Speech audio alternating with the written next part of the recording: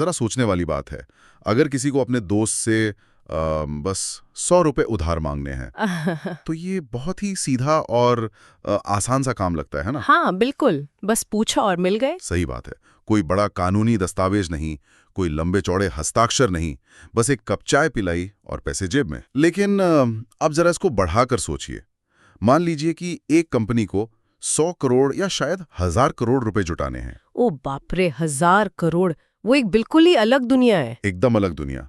क्या वो कंपनी बस किसी अखबार में एक साधारण सा विज्ञापन देकर या हाईवे पर एक चमकता हुआ होर्डिंग लगाकर लोगों से कह सकती है कि हमें पैसे दे दो"? बिल्कुल नहीं।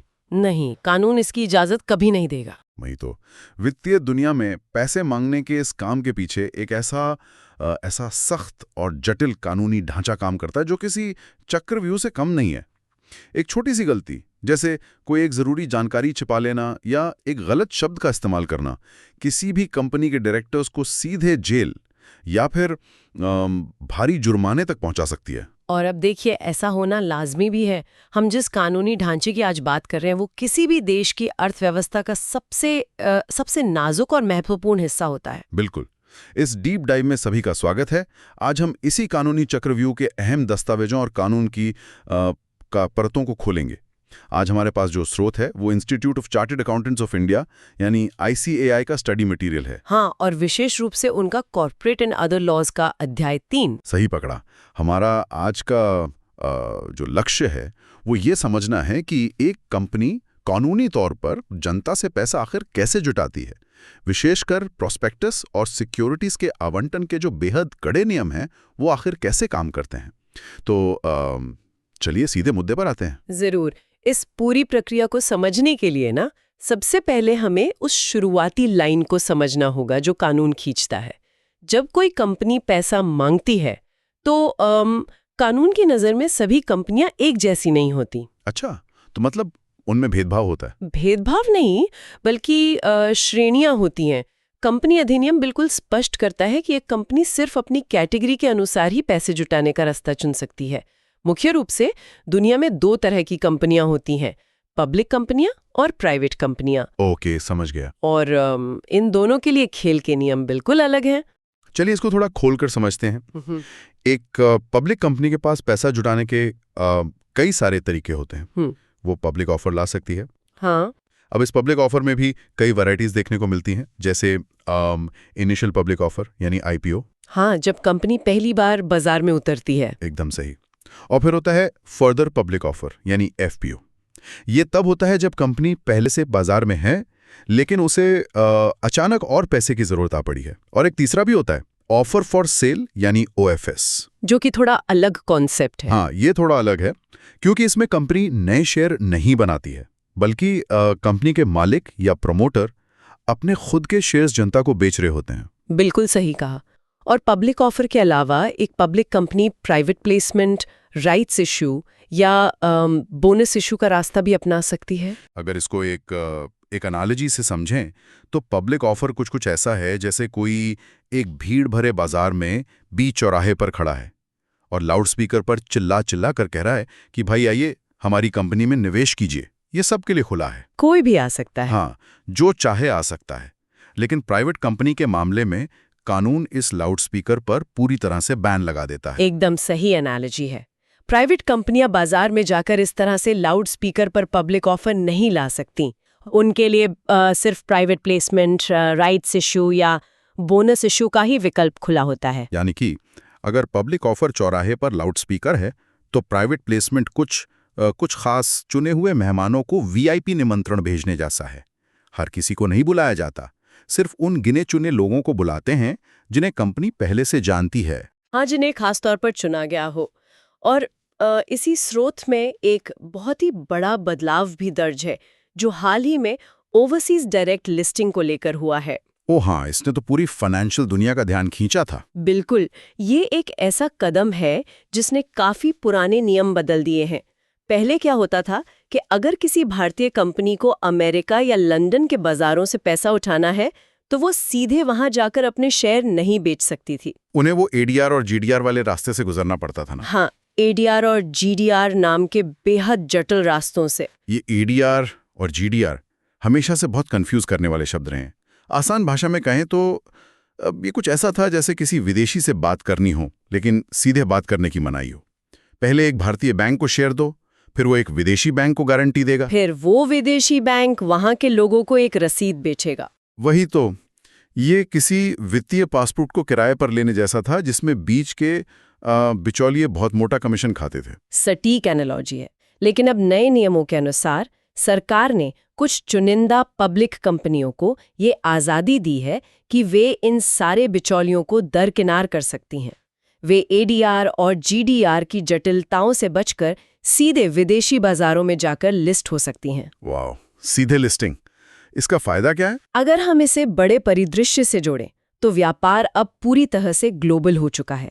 जब बिचौलिए हटते हैं तो सबसे बड़ा फायदा ये होता है कि लेन देन की लागत यानी ट्रांजैक्शन कॉस्ट जमीन पर आ जाते हैं। और ट्रांसपेरेंसी बढ़ती है। बिल्कुल, पारदर्शिता बढ़ती है और विदेशी निवेशकों के लिए भारतीय कंपनियों में पैसा लगाना बहुत आसान हो जाता है। तो अब तक हमने ये देखा कि पैसा मांगने के तरीके आखिर हैं क्या, लेकिन एक बहुत ही बुनियादी सवाल दिमाग में आता है। कंपनी चिल्लाकर कह रही है कि मुझे 100 करोड़ दे दो, और निवेशक पूछ रहा है कि बदले में मुझे क्या मिलेगा? और कंपनी कहती है सिक्योरिटीज। हाँ, सिक्योरिटीज। तो कानून की भाषा में ये सिक्योरिटीज आखिर है क्या चीज? क्या ये सिर्फ शेयर बाजार का वो शेयर है जो हम रोज बिजनेस न्यूज में देखते हैं? नहीं, कानून की नज़र में सिक्योरिटीज बहुत ही व्यापक शब्द है। हमारे देश के सिक्योरिटीज कॉन्ट्रैक्ट्स रेगुलेशन एक्ट, जिसे SCRA भी कहते हैं, उसने इसकी एक बहुत विस्तृत परिभाषा दी है। ये एक बड़े छाते की तरह है जिसके नीचे बहुत सारी चीजें आती हैं। तो इस छाते के नीचे और क्या क्या आता है? इसमें शेयर तो है ही, लेकिन उसके साथ साथ कंपनियों के बॉन्ड्स, डिबेंचर्स, डेरिवेटिव्स और यहाँ तक कि म्यूचुअल फंड की यूनिट्स भी शामिल हैं।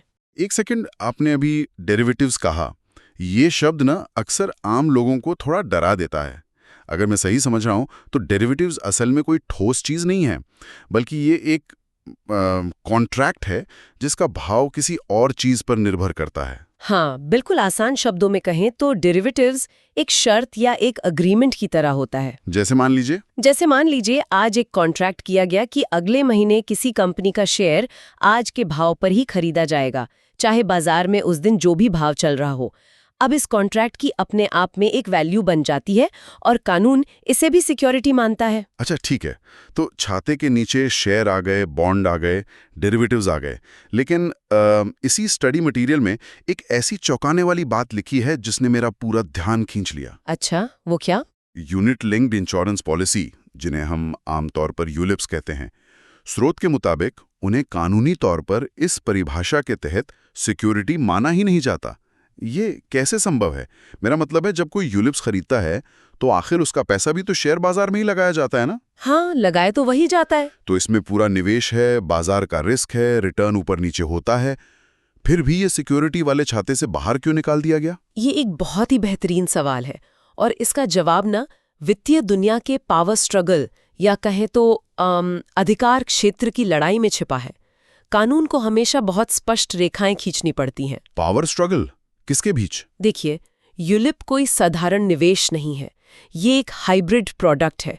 इसमें जीवन बीमा का कवर भी मिलता है और पैसे का एक हिस्सा शेयर बाजार में भी जाता है। अब पेंच ये फंसता है कि इसे बनाता और बेचता कौन है? बीमा कंपनियां। ओहो, अब मैं समझ रहा हूं इसका कनेक्शन। हाँ, भारत में बीमा क्षेत्र को कंट्रोल करने वाला बॉस है IRDAI, जबकि शेयर्स और सिक्योरिटीज का बॉस सेबी है। अगर कानून यूलिप को सिक्योरिटी मान लेता तो सेबी कहता कि ये मेरा एरिया है, मैं इसके नियम बनाऊंगा। और वहां IRDAI कहता कि ये तो हमारी बीमा कंपनी का प्रोडक्ट है, हम इसके बॉस हैं। एकदम सही। इन दोनों बड़े रेगुलेटर्स के बीच किसी भी टकराव को रोकने के लिए कानून बनाने वालों ने ये बिल्कुल स्पष्ट कर दिया कि यूलिप को सिक्योरिटी की परिभाषा से ही बाहर रखा जाएगा। ये विशुद्ध रूप से सिर्फ IRDAI के दायरे में रहेगा। ये तो बिल्कुल वैसी बात हो गई कि दो विभागों को आपस में लड़ने से बचाने के लिए प्रोडक्ट का नाम ही कानूनी तौर पर बदल दिया गया। और बात जब बॉस की हो ही रही है तो ये भी साफ कर लेना चाहिए कि लिस्टेड कंपनियों के मामले में सब कुछ सेबी के हाथ में होता है। हाँ, लिस्टेड कंपनियों का पूरा प्रशासन सेबी देखती है। लेकिन जो अनलिस्टेड कंपनियां हैं उनके मामलों की देखरेख केंद्र सरकार या फिर ट्रिब्यूनल करता है। एकदम सही।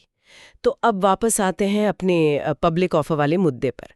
जब कोई कंपनी जनता से पैसा मांगती है तो उसे एक निमंत्रण पत्र जारी करना होता है, जिसे कानूनी भाषा में हम प्रोस्पेक्टस कहते हैं। प्रोस्पेक्टस, ठीक है। और ध्यान रहे, ये कोई साधारण ब्रोशर नहीं है। प्रोस्पेक्टस एक ऐसा ठोस कानूनी दस्तावेज है जो आम जनता को सिक्योरिटीज खरीदने के लिए आमंत्रित करता है। लेकिन देखिए, यहाँ मुझे कानून में एक लूप होल नजर आ रहा है। कोई कंपनी तो बहुत चालाक भी हो सकती है ना। किस तरह की चालाकी? मान लीजिए किसी कंपनी को 500 करोड़ रुपए जुटाने हैं, लेकिन वो प्रोस्पेक्टस बनाने के उन कठिन नियमों, लंबे ऑडिट्स और कानूनी झमेलों से बचना चाहती है। तो क्या वो ऐसा कर सकती है कि अपने दस्तावेज के कवर पर प्रोस्पेक्टस की जगह चुपचाप से इंफॉर्मेशन मेमोरेंडम या कंपनी की जानकारी लिख दे और उसे जनता में बांट दे? क्या सिर्फ नाम बदल देने से वो कानून के फंदे से बच जाएगी? बिल्कुल नहीं। कानून बनाने वाले इन कंपनियों से हमेशा 2 कदम आगे सोचते हैं। उन्होंने इस लंबे लूप होल को पहले ही देख लिया था और एक बहुत ही स्मार्ट नियम बनाया, जिसे डीम्ड प्रोस्पेक्टस कहा जाता है। Deemed prospectus? हाँ, सेक्शन 25 के तहत कानून इस बात की बिल्कुल परवाह नहीं करता कि अपने दस्तावेज के कवर पेज पर क्या सुंदर सा डिजाइन बनाया है या उसे क्या नाम दिया है। तो फिर ये सिस्टम आखिर काम कैसे करता है? इसके लिए कोई अलग नियम है क्या? हाँ, मैं समझाती हूँ। मान लीजिए कंपनी है ए, वो सीधे जनता के पास नहीं जाती। वो अपने सारे शेयर एक अंडरराइटर यानी एक बिचौलिए को एक ही बार में दे देती है और कंपनी कहती है कि देखिए, हम तो प्राइवेट तरीके से शेयर बेच रहे हैं, हमारा जनता से कोई लेना देना नहीं। अच्छा, प्राइवेट डील दिखा दी। राइट। लेकिन इसके बाद वो बिचौलिया एक दस्तावेज छापता है और उन्हीं शेयर्स को जनता को ऑफर कर देता है।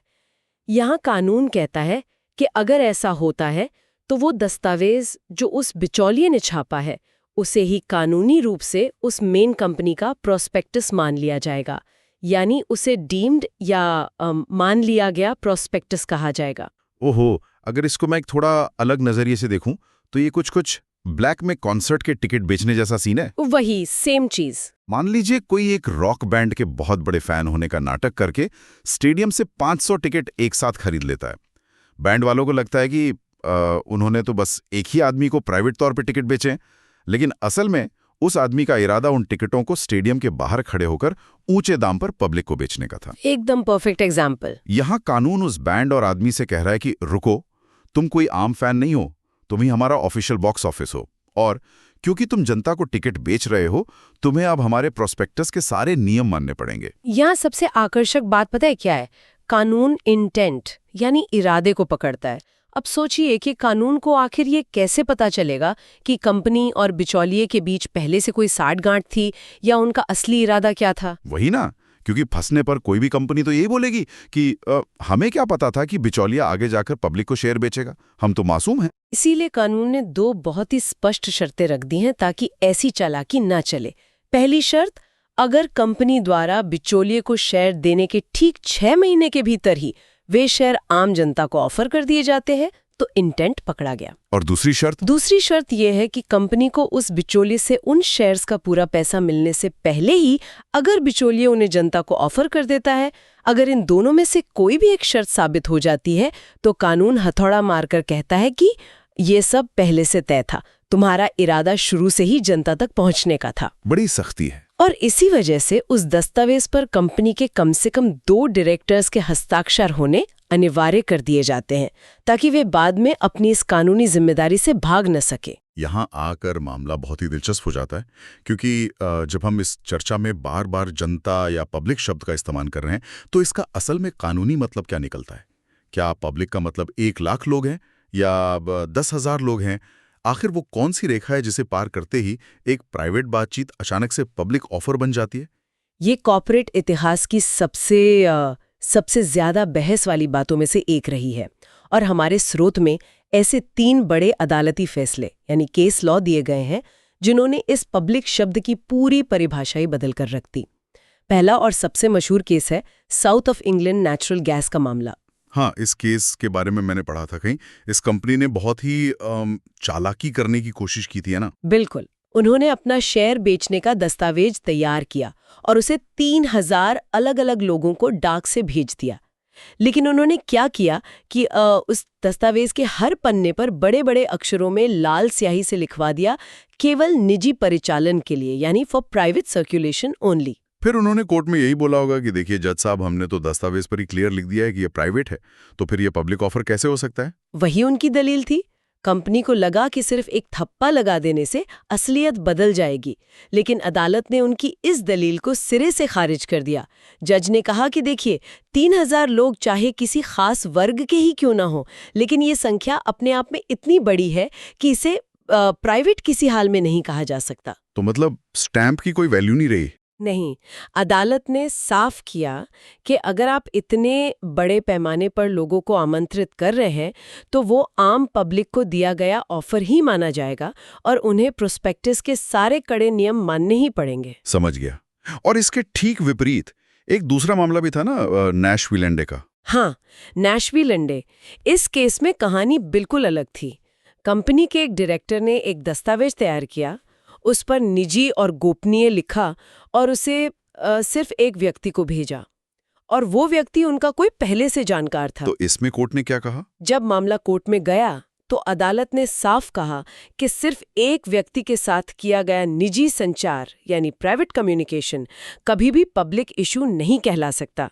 यहाँ कंपनी का इंटेंट यानी इरादा सच में निजी था। लेकिन इन सब में सबसे ज्यादा दिमाग घुमा देने वाला केस तो वो तीसरा वाला है, सेबीबी को नाकुनाम पेपर मिल्स।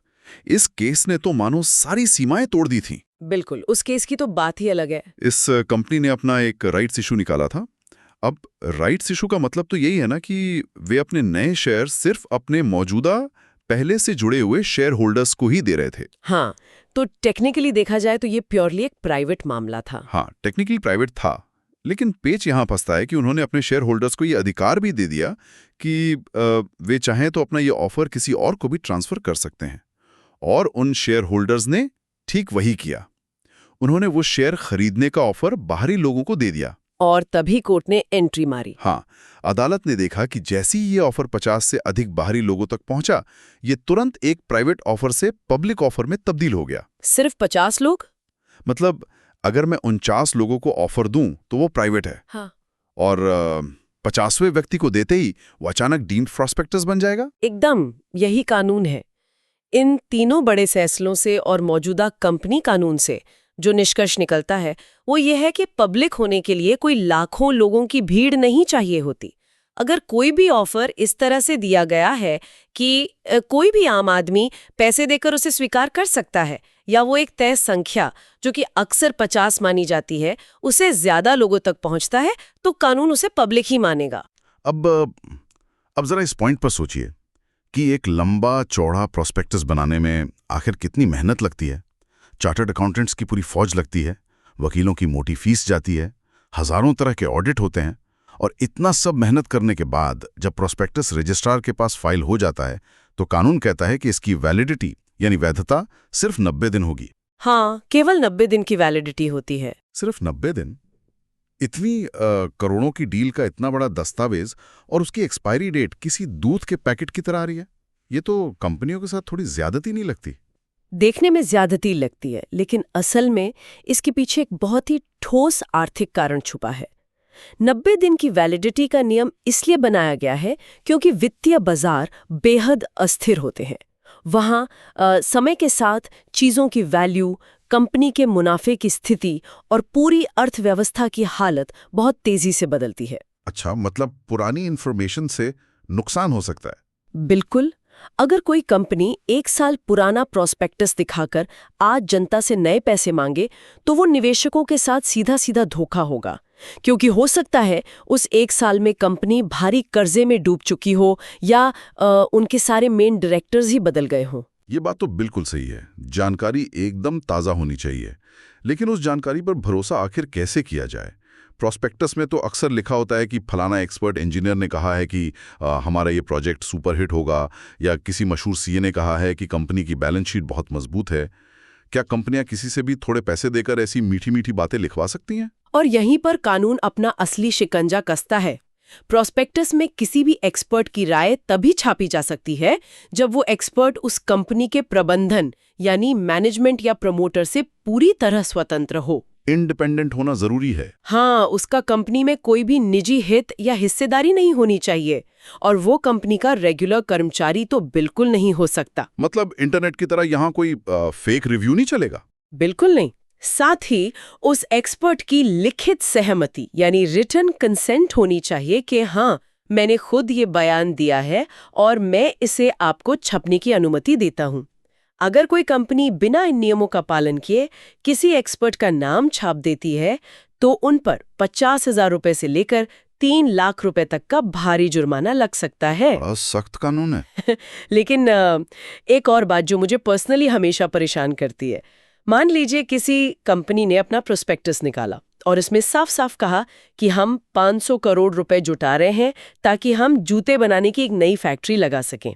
लोगों ने खुशी खुशी पैसा दे दिया। ठीक है, पैसा आ गया, लेकिन 6 महीने बाद कंपनी के मैनेजमेंट ने मार्केट स्टडी की और देखा कि जूते के बिजनेस में तो बड़ी मंदी चल रही है और टेक कंपनियों के शेयर बहुत तेजी से ऊपर भाग रहे हैं। तो क्या वे उस 500 करोड़ रुपए को वहां से उठाकर किसी टेक कंपनी के शेयर खरीदने में लगा सकते हैं?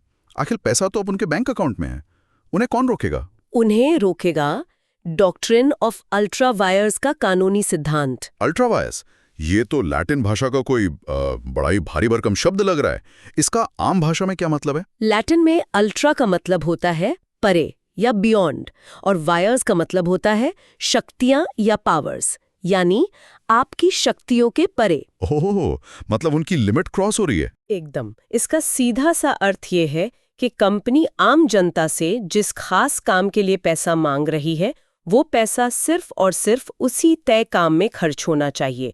अगर जूते की फैक्ट्री के लिए पैसा मांगा गया है तो वो पैसा किसी दूसरी लिस्टेड कंपनी के शेयर खरीदने में बिल्कुल इस्तेमाल नहीं हो सकता।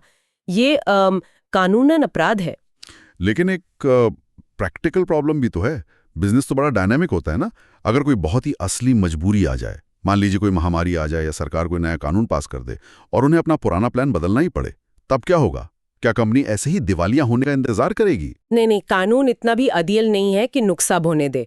अगर प्लान बदलना वाकई बहुत जरूरी है तो कंपनी को अपने शेयर होल्डर्स की एक जनरल मीटिंग बुलानी पड़ेगी। वहां उन्हें एक विशेष प्रस्ताव यानी स्पेशल रेजोल्यूशन पास करवाना होगा और सिर्फ इतना ही नहीं, उन्हें 2 अखबारों में विज्ञापन देकर आम जनता को भी बताना होगा कि आखिर वो अपना प्लान क्यों बदल रहे हैं। और जिन इन्वेस्टर्स को उनका ये नया टेक वाला प्लान बिल्कुल पसंद नहीं आया, उनका क्या होगा? उन्होंने तो खाली इस जूते की फैक्ट्री के लिए पैसा दिया था ना। उनके लिए भी कानून ने रास्ता बनाया है जिसे एग्जिट ऑफर कहते हैं। जो इन्वेस्टर इस नए बदलाव से असहमत हैं यानी डिसेंटिंग हैं, कंपनी के प्रोमोटर्स को उन्हें उनका पूरा पैसा वापस देकर सम्मान के साथ बाहर निकलने का मौका देना होगा। ये हुई ना फेयर बात। और एक बात और ऐड कर दूं, अब पब्लिक ऑफर की कोई भी सिक्योरिटी पुराने जमाने की तरह कागज के टुकड़ों पर नहीं बेची जा सकती। कानून अनिवार्य करता है कि सब कुछ डीमैट यानी इलेक्ट्रॉनिक फॉर्म में ही होना चाहिए। कागजी शेयर सर्टिफिकेट्स और उनकी हेराफेरी का जमाना अब पूरी तरह से जा चुका है। तो इस सब का अगर निष्कर्ष निकालें तो क्या मतलब निकलता है? अगर हम इस पूरी लंबी प्रक्रिया को देखें, बार बार नया प्रॉस्पेक्टस छापना, हर बार वो 90 दिन की शॉर्ट लिमिट, वकीलों की मोटी फीस और एक्सपर्ट्स की मंजूरी, ये सब तो उन कंपनियों के लिए एक बुरे सपने जैसा होगा जिन्हें हर कुछ महीनों में नए पैसों की जरूरत पड़ती है। जैसे कि बैंक्स या NBFCs? हाँ, जैसे कोई बैंक या कोई फाइनेंस कंपनी जो साल भर बाजार से पैसा उठाती रहती है। क्या उनके लिए इस चक्रव्यूह में कोई शॉर्टकट नहीं है? बिल्कुल है। कानून ने उनकी इस परेशानी को समझा है और यहीं पर एक बहुत ही शानदार कानूनी टूल काम आता है जिसे शेल्फ प्रोस्पेक्टस कहते हैं। शेल्फ प्रोस्पेक्टस, ये कैसे काम करता है? ये ना उन कंपनियों के लिए एक मास्टर की तरह है जो बार बार पैसा जुटाती हैं। शेल्फ प्रोस्पेक्टस की सबसे बड़ी खासियत ये है कि इसकी वैधता 90 दिन नहीं होती बल्कि पूरे 1 साल तक होती है और ये वैलिडिटी उस दिन से शुरू होती है जब वे पहली बार बाजार में अपना इशू लाते हैं। अरे वाह, ये तो किसी बड़े अम्यूजमेंट पार्क के सीजन पास जैसा कॉन्सेप्ट लग रहा है। सीजन पास? वो कैसे? जैसे आप एक बार बड़ी रकम देकर पास खरीद लीजिए और फिर पूरे साल बिना दोबारा टिकट काउंटर की लंबी लाइन में लगे अपनी मनपसंद राइड्स का मजा लीजिए। हाँ, ये सीजन पास वाली एनालॉजी बिल्कुल सटीक बैठती है। एक बार आपने शेल्फ प्रोस्पेक्टस फाइल कर दिया तो उस एक साल के दौरान आप जितनी बार चाहें बाजार से पैसा उठा सकते हैं। आपको हर बार वो लंबी चौड़ी प्रोस्पेक्टस बनाने की प्रक्रिया दोबारा नहीं दोहरानी पड़ेगी। लेकिन मुझे पता था कोई ना कोई लेकिन जरूर होगा। बिल्कुल होगा। अब सीजन पास होने का मतलब ये थोड़े है कि अम्यूजमेंट पार्क वाले गेट पर आपकी सुरक्षा की जांच करना बंद कर देंगे। जब भी कंपनी उसे एक साल के भीतर दूसरी या तीसरी बार पैसा मांगने आएगी तो उन्हें हर बार एक इन्फॉर्मेशन मेमोरेंडम जरूर फाइल करना होता है, जिसे कानूनी भाषा में फॉर्म PAS2 भी कहते हैं। अब ये इन्फॉर्मेशन मेमोरेंडम क्या नहीं बला है? ये कोई बला नहीं, बल्कि एक तरह का हेल्थ चेकअप रिपोर्ट है। कंपनी को इसमें बस इतना बताना होता है कि जब हमने पिछली बार पैसा मांगा था तब से लेकर आज तक हमारी वित्तीय स्थिति में क्या-क्या नए बदलाव हुए हैं। जैसे क्या हमने मार्केट से कोई नया लोन लिया है या हमारी कोई बड़ी प्रॉपर्टी गिरवी रखी गई है। अच्छा, अपडेट देना होता है। हाँ, ये इसलिए जरूरी है ताकि जब नए इन्वेस्टर पैसा लगाएं तो उन्हें कंपनी की एक साल पुरानी नहीं बल्कि आज की बिल्कुल ताज़ा स्थिति पता हो। इस शेल्फ प्रोस्पेक्टस और इस ताज़ा इन्फॉर्मेशन मेमोरेंडम को जब एक साथ मिलाया जाता है तभी उसे कानून की नज़र में एक पूरा और वैध प्रोस्पेक्टस माना जाता है। क्या बात है। आज हमने इन दस्तावेजों और कानून की परतों को जिस गहराई से खोला है उससे सच में बहुत सी बातें साफ हुई हैं। हमने देखा कि पब्लिक और प्राइवेट ऑफर में चौराहे के लाउड स्पीकर और VIP निमंत्रण वाला फर्क आखिर क्या होता है। बिल्कुल। फिर हमने कॉन्सर्ट टिकट ब्लैक करने के उदाहरण से डीम्ड प्रोस्पेक्टस की उस चालाकी को भी समझा जो कंपनियों को बिचौलियों के पीछे छुपने से रोकती है। हमने ये भी जाना कि कैसे बस 3000 लोगों को प्राइवेट बोलकर चिट्ठी भेजना आपको कोर्ट की फटकार दिला सकता है। और आखिर में शेल्फ प्रोस्पेक्टस रूपी उस सीजन पास के फायदों को भी समझा। और अगर मैं इस पूरी चर्चा का सार निकालूं तो बात बस इतनी सी है कि जब भी कोई कंपनी बाजार से पैसा उठाती है तो ये जो नियम और शर्तें लगाई गई हैं ना, ये कोई कबीली या कागजी खाना पूर्ति नहीं है। यही वो अदृश्य कानूनी कवच हैं जो बाजार में एक संतुलन बनाए रखते हैं और किसी भी धोखाधड़ी या गुमराह करने वाले दावों से आम निवेशकों की रक्षा करते हैं। एकदम सही कहा आपने। इस पूरी चर्चा को समाप्त करने से पहले एक बहुत ही मजबूत और बड़ा विचार पर गौर करना जरूरी है। हमने शुरुआत में बात की थी कि 100 करोड़ जुटाने के लिए कोई भी कंपनी बस अखबार में विज्ञापन नहीं दे सकती। लेकिन आज हम जिस युग में जी रहे हैं वो सोशल मीडिया, व्हाट्सएप और डिजिटल क्राउड फंडिंग का युग है। और सच कहूं तो ये डिजिटल युग इन पुराने कानूनों के लिए सबसे बड़ी चुनौती बनकर उभर रहा है। बिल्कुल। आज इंटरनेट पर एक साधारण सा पोस्ट या कोई एक वायरल ट्वीट पलक झपकते ही लाखों करोड़ों लोगों तक पहुंच जाता है। जरा सोचिए, ऐसी तेज दुनिया में जहां प्राइवेट और पब्लिक की सीमाएं इतनी जल्दी मिट रही हैं, वहां निजी संचार और पब्लिक ऑफर के बीच की वो बारीक कानूनी रेखा कितनी आसानी से धुंधली हो सकती है। हाँ, ये वाकई सोचने वाली बात है। हमने भी थोड़ी देर पहले चर्चा की थी कि अगर कोई प्राइवेट राइट्स इशू का ऑफर गलती से सिर्फ 50 बाहरी लोगों तक भी पहुंच जाए तो कानून उसे डीम्ड प्रोस्पेक्टस मान लेता है। तो अब कल्पना कीजिए, अगर कोई नया शुरू हुआ स्टार्टअप अपने दोस्तों के किसी एक प्राइवेट व्हाट्सएप ग्रुप में निवेश मांगने का कोई मैसेज डालता है और वो मैसेज फॉरवर्ड होते होते अगर ट्विटर या लिंक्डइन पर वायरल हो जाए। वही तो, अगर वो वायरल हो गया तो क्या वो अनजाने में ही एक कानूनी पब्लिक ऑफर बन गया? क्या उस छोटे से स्टार्टअप पर सेबी के नियम टूटने के जुर्म में करोड़ों का जुर्माना लग सकता है? ये तो एक नया ही कानूनी दलदल बन जाएगा। बिल्कुल। उस पुराने VIP क्लब के बाउंसर्स अब सिर्फ दरवाजे पर नहीं खड़े हैं, वे अब इंटरनेट के हर एक कोने, हर चैट ग्रुप में गश्त लगा रहे हैं। अगर 50 लोगों तक बात पहुंचना आपको कानूनी कटघरे में खड़ा कर सकता है, तो इस सुपर कनेक्टेड इंटरनेट के दौर में कंपनियों को पैसे मांगते समय आखिर कितनी सावधानी से चलना होगा? ये एक ऐसा सवाल है जो आने वाले समय में हमारी वित्तीय दुनिया का भविष्य तय करेगा। इस पर जरूर विचार करें।